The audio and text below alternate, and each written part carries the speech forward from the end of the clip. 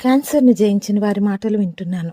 వారు చేసింది ఏందంటే, క్యాన్సర్‌ని పెంచే ఆహార పదార్థాలు ఆపేశారు. చక్కెర, మాంసం వంటివి వదిలేశారు పూర్తిగా.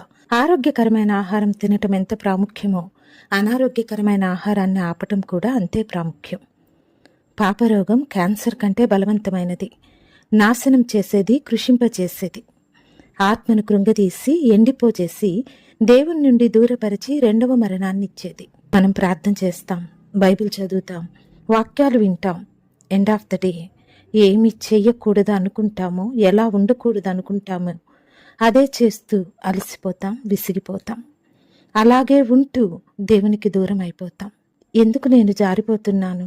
ఎందుకు నేను విసిగిపోతున్నాను? ఎందుకంటే మనం అన్నీ చేస్తున్నాం, కానీ చెయ్యకూడనిది ఆపటం లేదు. ఇది ఎంత ప్రాముఖ్యమో అది కూడా అంతే ప్రాముఖ్యం. ప్రియదేవుని బిడ్డలారా, నిన్ను బాధిస్తున్న పాపాన్ని పెంచే ఆలోచనలు, మాటలు, మనుష్యులు, పరిస్థితులు, వీటికి దూరంగా ఉండకుండా, వదలకుండా పాపం నుండి బయటికి రాలేకపోతున్నానని బాధపడటం వ్యర్థం. బలహీనత జయించాలనుకుంటున్నావా?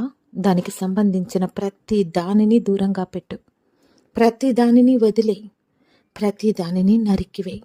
అప్పుడు నువ్వు దేవునికి ఇష్టమైన జీవితాన్ని జీవించి ఆత్మలో బలము పొంది ఆశీర్వాదాలు పొందుటకు అర్హుడివి, అర్హురాలివి అవుతావు. అట్టి కృప దేవుడు నీకు అనుగ్రహించునుగాక.